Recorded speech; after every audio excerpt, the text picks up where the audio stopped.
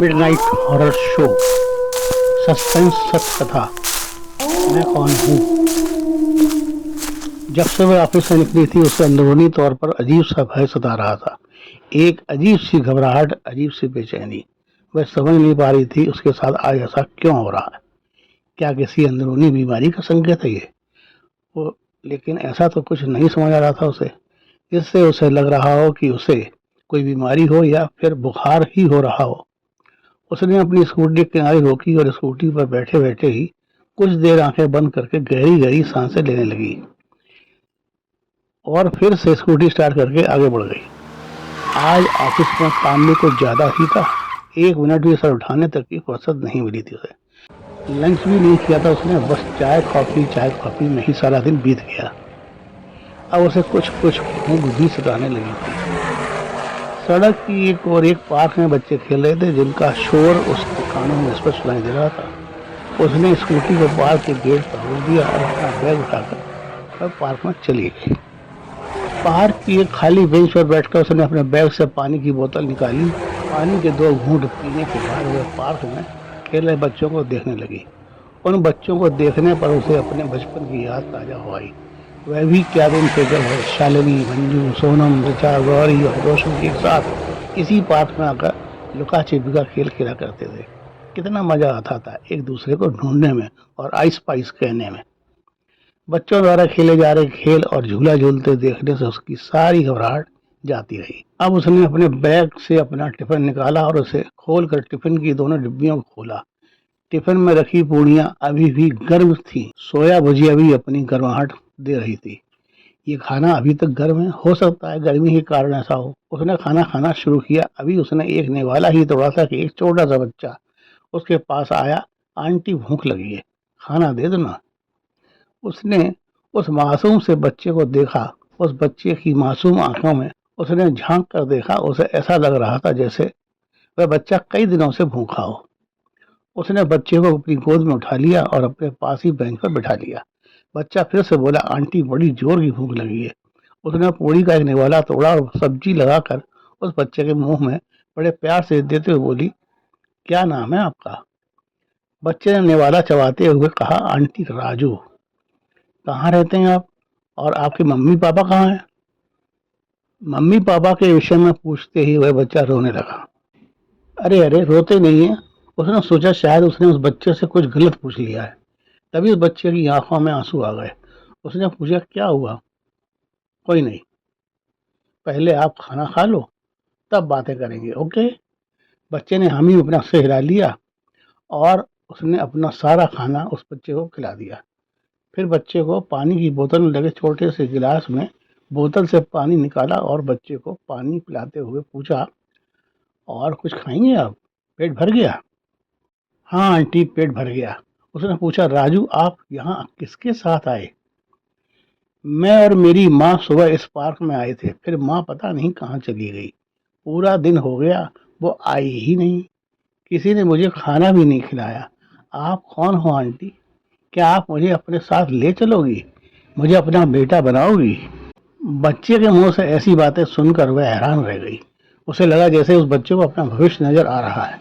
वह समझ चुका है कि उसकी माँ ने उसे अपने हाल पर अकेला छोड़ दिया है। उसने अब बिना कुछ सोचे बच्चे को गोद में उठा लिया और बड़ी तेजी से वह पार्क के गेट के बाहर आ गई। स्कूटी के हैंडल के पास बच्चे को खड़ा किया और स्कूटी स्टार्ट करके उसने स्कूटी को रोड पर दौड़ा दिया। उसे न जाने क्यों ऐसा लग रहा था जैसे वह बच्चा उसका अपना बच्चा है, जिसे कोई उससे छीन न ले। उससे पहले कि कोई आकर इस बच्चे को उससे छीने, वह उसे लेकर अपने घर पहुंच जाना चाहती थी। कुछ ही पलों में अपने घर के कमरे में मौजूद थी। उसने अपनी अलमारी खोली और उसमें संजोए हुए बच्चों की ड्रेस निकालकर राजू को पहनाते हुए कहा, अब आज से आप हमारे पास रहेंगे। रहोगे ना? राजू बोला, हाँ आंटी रहूंगा। उसने कहा, अब मैं आपकी आंटी नहीं हूँ, मैं कौन हूँ आपकी? मम्मी। बच्चा झट से बोल पड़ा, हाँ, और अब आपका नाम राजू नहीं मोनू है। क्या नाम है आपका? मोनू। हाँ, अच्छा एक बात बताओ, आप स्कूल जाते थे पढ़ने के लिए? मोनू ने नाम अपना से हिला दिया। अच्छा कोई नहीं, कल से आप स्कूल जाएंगे पढ़ने के लिए, ठीक है? मोनू ने हामी में फिर से अपना से हिला दिया। उसने अपने कपड़े चेंज किए और रसोई में जाकर चाय बनाने लगी। तभी मोनू रसोई में आ गया और बोला, मम्मी क्या बना रही हैं आप? उसने कहा, चाय बना रही हूँ। मोनू बोला, मैं नहीं पीता चाय। वेरी गुड, चाय नहीं पीनी चाहिए, गंदी चीज होती है। आपको मैं दूध देती हूँ, बढ़िया चॉकलेट वाला। उसने एक कप में दूध और एक कप में चाय निकाली और कमरे में बड़ी कुर्सी पर आकर बैठ गई। अपनी बगल वाली कुर्सी पर मनु को बैठाया और उसे दूध का कप पकड़ाते हुए कहा, अब मम्मी खाना बनाएगी और मनु क्या करेगा? मैं भी बनवाऊंगा खाना। वह बोली, नहीं, मोनू आराम करेगा उस पलंग पर लेटकर, लेकिन सोना नहीं, बिना खाना खाए सोना नहीं है। हाँ। उसने खाना बनाया और मोनू को अपने हाथों से खाना खिलाया और स्वयं खाकर सारा काम निपटा कर मोनू के साथ ही पलंग पर आकर लेट गई। मोनू लेटते ही सो गया, लेकिन उसकी आंखों में नींद कहाँ थी। उसे तो याद आने लगे थे वो दिन जब उसे उसके पति ने घर से सिर्फ इसलिए निकाल दिया था क्योंकि शादी के 10 साल तक इंतजार करने के बाद भी वह एक भी बच्चे को जन्म न दे सकी थी। वह सोच रही थी, काश ये बच्चा पहले मिल गया होता तो शायद उसे अपने पति से दूर ना होना पड़ता। सोचते सोचते उसे नींद ने कब आ घेरा उसे कुछ पता न चला। उसकी नींद तब टूटी जब किसी ने उसके सिर को जोर से झकझोरा।